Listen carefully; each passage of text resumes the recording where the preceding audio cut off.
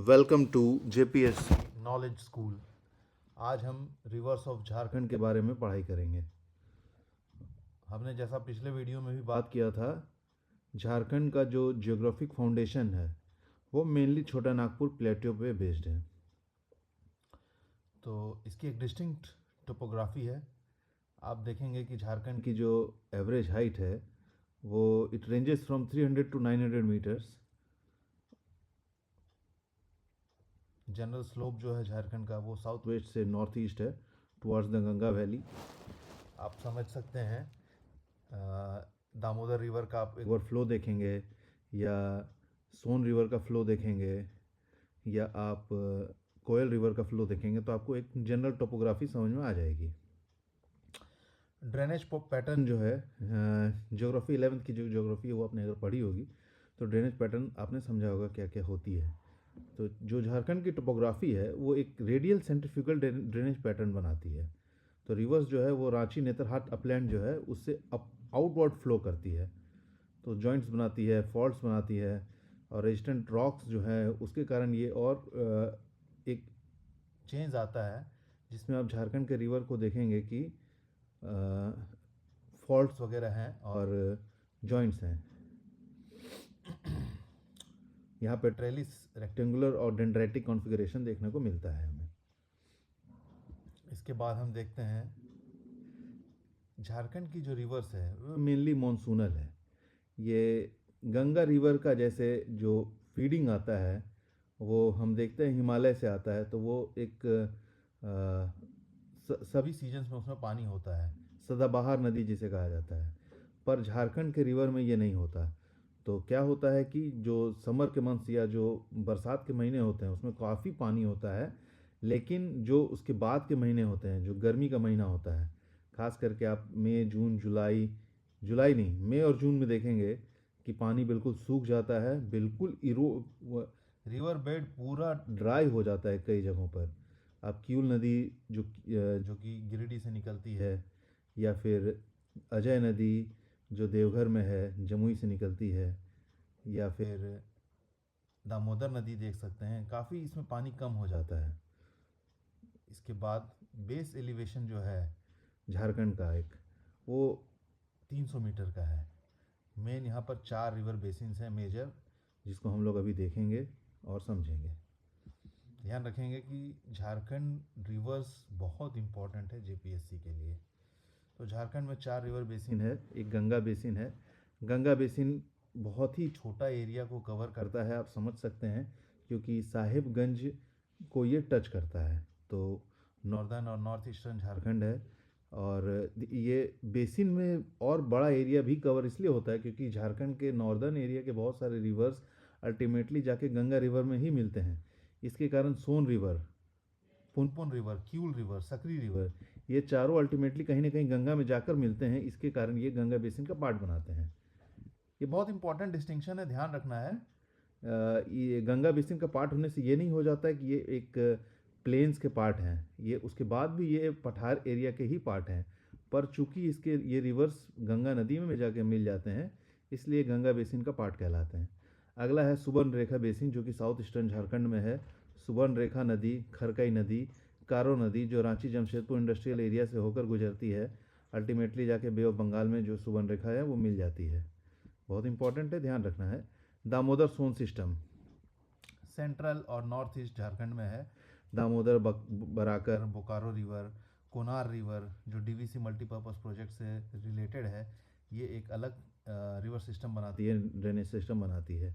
अगला है ब्राह्मणी बैतरनी, ध्यान रखेंगे उड़ीसा के मेजर रिवर्स में भी बनाती हैं ये। साउथ और साउथ ईस्टर्न झारखंड में है। साउथ कोयल, संख रिवर, नॉर्थ कारो सिस्टम, ये सारे आपका फॉरेस्ट कॉरिडोर्स इनटू उड़ीसा ये जाके बनाते हैं। अगला जो है ये हम एक मोटा मोटी सारे रिवर्स को एक बार समझने की कोशिश करेंगे। जैसे आपका सुवर्ण रेखा रिवर, ये कौन सा रीजन में है? छोटा नागपुर प्लेट्यू में। इसकी लेंथ कितनी है? 395 किलोमीटर्स। कहाँ पर ये कहाँ पर ड्रेनेज, इसका ड्रेनेज कहाँ पे होता है, कहाँ पे गिरती है नदी? तो बे ऑफ बंगाल में गिरती है, नियर तलसारी में। मेजर ट्रिब्यूटरीज कौन कौन सी हैं? खरकाई और कारो हैं। नेक्स्ट मेजर रिवर दामोदर है। कहाँ से निकलती है?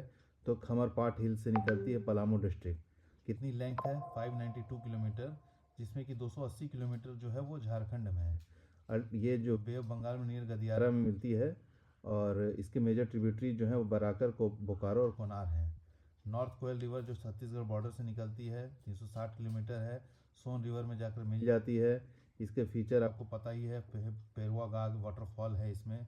अगला साउथ कोयल रिवर है जो कि नागरी से निकलती है, Ranchi प्लेटू of course 220 kilometres length है, शंख रिवर से मिल जाती है, फाइनली ब्राह्मणी बनाती है, वेस्ट सिंहभूम सारंडा फॉरेस्ट से होकर गुजरती है। बराकर रिवर छोटा नागपुर प्लेटो से निकलती है, 225 किलोमीटर लेंथ है इसकी, दामोदर रिवर से जुड़ जाती है, माइथन डैम इसी पर है, बहुत इंपॉर्टेंट है ये।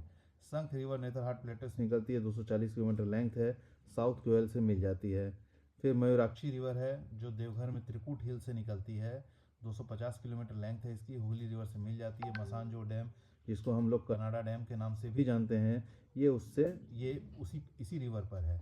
खरकई रिवर छोटा नागपुर प्लेटो से निकलती है, 220 किलोमीटर लेंथ है, सुवर्णरेखा रिवर में मिल जाती है। नॉर्थ कारो रिवर रांची प्लेटो से निकलती है, 160 किलोमीटर इसकी लेंथ है, ये साउथ कोयल रिवर से मिल जाती है सेरेंगडा के पास। ये फेरुआ घाट फॉल्स के बारे में आपने पढ़ा ही है। साउथ कारो रिवर छोटा नागपुर प्लेटो से निकलती है, 160 किलोमीटर लेंथ है इसकी, साउथ कोयल में मिल जाती है। बोकारो रिवर हजारीबाग प्लेटो से निकलती है, दामोदर रिवर से मिल जाती है। इसके बाद कोनार रिवर हजारीबाग डिस्ट्रिक्ट से निकलती है, दामोदर रिवर में मिल जाती है। कोनार डैम इसी पर है। सोन रिवर बहुत इंपॉर्टेंट है, नॉर्दर्न बाउंड्री बनाती है बिहार के साथ, मेजर ट्रिब्यूटरी इसका नॉर्थ कोयल और पुनपुन है। उसके बाद अजय रिवर जो कि प्लेटो रीजन से निकलती है और ये ईस्ट की ओर बहती है, भागीरथी हुगली में मिल जाती है। फिर बसलोई रिवर छोटा नागपुर प्लेटो से निकलती है, 120 किलोमीटर लेंथ दामोदर रिवर में मिल जाती है। फल्गु रिवर गया डिस्ट्रिक्ट बॉर्डर के पास है, ये 200 किलोमीटर इसकी लेंथ है। आपको पता ही है बहुत हिंदुओं के लिए बहुत महत्वपूर्ण नदी है। औरंगा रिवर झारखंड प्लेटो से निकलती है, 80 किलोमीटर लेंथ है, गंगा रिवर से मिल जाती है। तो हम समझ चुके हैं कि 4 मेजर रिवर बेसिन है, उसके ये 4 पार्ट हैं। अगला सुवर्णरेखा रिवर जिसको रिवर ऑफ गोल्ड भी कहा जाता है, हम पहले ही पढ़ चुके हैं। रांची के छोटा नागपुर प्लेटो से निकलती है ये, कोर्स इसका साउथ ईस्ट और ईस्ट है। रांची ईस्ट सिंहभूम से जाके वेस्ट बंगाल में चली जाती है, 150 किलोमीटर झारखंड में है। बेसिन एरिया इसका 18,600 स्क्वायर किलोमीटर है। झारखंड वेस्ट बंगाल और उड़ीसा तीनों जगह है। मेजर ट्रिब्यूटरी इसका खड़कई रिवर है जो सिमलीपाल हिल से आती है। और आउटफ्लो, ये ध्यान रखने की बात, आउटफ्लो ये सीधी बे ऑफ बंगाल में गिरती है। एक बार यूपीएससी में भी क्वेश्चन आया हुआ है इसका, शायद जहाँ तक मुझे याद है। सुवर्णरेखा एस्चुअरी बनाती है। क्रिटिकल इश्यू क्या है? सीवियर इंडस्ट्रियल पोल्यूशन है जमशेदपुर में, क्योंकि टाटा स्टील का एफ्लुएंट जाता है इसके अंदर। हैवी मेटल कंटामिनेशन हो चुका है, सस्पेंडेड सॉलिड्स है। डाउन स्ट्रीम कम्युनिटी जो वेस्ट बंगाल ओडिशा में उसको वाटर क्वालिटी थ्रेट्स है। इंटर स्टेट इन्वायरमेंटल कॉन्फ्लिक्ट्स भी है। फिर अगला जो मेजर रिवर है वो दामोदर रिवर है। इसको पहले बंगाल का सौरव कहा जाता था। 1948 के पहले डिवेस्टेटिंग फ्लड्स आते थे यहाँ पर।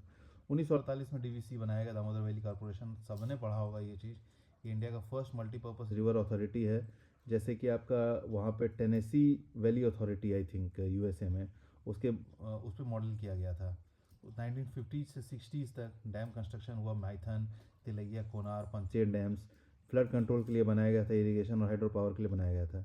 आज ये रीजनल पावर हाउस बन चुका है। 500 मेगावाट हाइड्रो पावर है ये। लेकिन ये इंपॉर्टेंट बात है, हाइड्रो पावर से ज़्यादा यहाँ पे कोल पावर का प्रोडक्शन ज़्यादा है।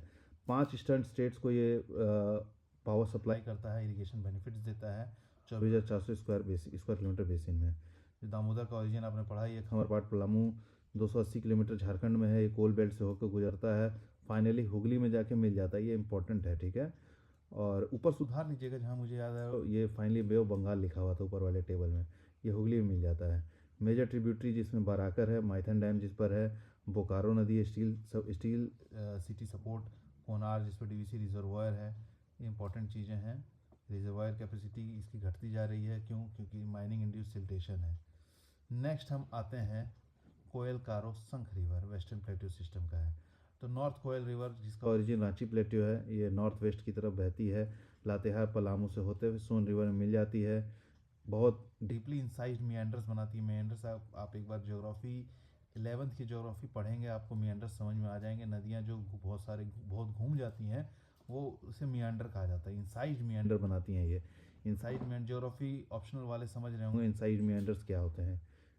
जैसे नदी का जो पाथ था उसके बाद वहाँ पे सपोज दैट वो लैंड का फिर से ऊपर उठ गया वो लैंड, तो नदी और ज़्यादा इरोजन करके फिर और एक मियंडर बना देती है, तो इनसाइड मियंडर्स कहते हैं। तो नॉर्थ कोयल वही बनाती है, गॉर्जेस बनाती है। गॉर्जेस भी इंपॉर्टेंट है ज्योग्राफी के दृष्टिकोण से। आप लोग के लिए अभी फ़िलहाल प्रीलिम्स के लिए तो इम्पोर्टेंट नहीं है। फिर गाग वाटरफॉल है, हाइडल पोटेंशियल है, और नॉर्थ कोयल डैम जो है उसमें कंटेस्टेड है इन्वायरमेंटल अपोजिशन के कारण। उसके बाद साउथ कोयल और शंख रिवर है। साउथ कोयल जो है वो नागरी से निकलती है, साउथ वेस्ट की तरफ घूम में बहती है और फॉरेस्टेड ट्रैक्ट होते हुए उड़ीसा की तरफ बहती है। शंख नेतरहाट प्लेट्यू से निकलती है, साउथ साउथ वेस्ट डायरेक्शन लेती है। ये रिवर ज्वाइन करती है ब्राह्मणी सिस्टम को। ट्राइबल एग्रीकल्चर है, ये बहुत इंपॉर्टेंट है कि रिच बायोडाइवर्सिटी है यहाँ पे। फिर कारो रिवर सिस्टम, नॉर्थ और साउथ कारो रिवर है। यहाँ पे भी इनसाइड मियंडर्स हैं, गॉर्जेज हैं। क्लासिकल जियोमॉर्फिक मॉर्फोलॉजिकल एग्जांपल हैं स्ट्रक्चरल कंट्रोल के। यहाँ थोड़ा बहुत हाइडल पोटेंशियल है, उतना नहीं है जितना पहले था आपके नॉर्थ कोयल रिवर में। और गोंडवाना रॉक्स को कट करती हुई जॉइंट पैटर्न्स वगैरह बनाती हैं। इसके बाद आते हैं मयूराक्षी और सोन रिवर पे। मयूराक्षी रिवर, जैसे कि मैंने बताया, ये संथाल परगना के एक मेजर रिवर है। त्रिकूट हिल से निकलती है देवघर के पास, और फिर ये वेस्ट बंगाल से होते हुए ये फाइनली हुगली में मिल जाती है। मसान जो डैम इसी पर बना है 1956 में, जो कि बना है, जिसको कनाडा डैम भी कहा जाता है। मल्टीपर्पज़ प्रोजेक्ट है ये, फ्लड कंट्रोल, इरिगेशन और हाइड्रो पावर जनरेशन के लिए। कमांड एरिया वेस्ट बंगाल में है। एग्रीकल्चर अक्रॉस लोअर रीजन्स है। प्राइमरी इन्वायरमेंटल कंसर्न आप लोगों को पता ही है, सोयल इरोजन है वगैरह वगैरह। फिर सोन रिवर बाउंड्री सिस्टम के बारे में हम लोग पढ़ लेते हैं। अमरकंटक प्लेटो से निकलती है जो मध्य प्रदेश में है। सोन रिवर झारखंड की नॉर्दर्न बाउंड्री बनाती है बिहार के साथ। ये गंगा का लार्जेस्ट ट्रिब्यूटरी है इस रीजन में। नॉर्थ कोयल और पुनपुन रिवर का पानी मिलता है इसमें जब ये गंगा से मिलती है। सोन सिस्टम जो है बिहार के लिए और यूपी के लिए अच्छा इरिगेशन, वाइटल इरिगेशन प्रोवाइड करता है।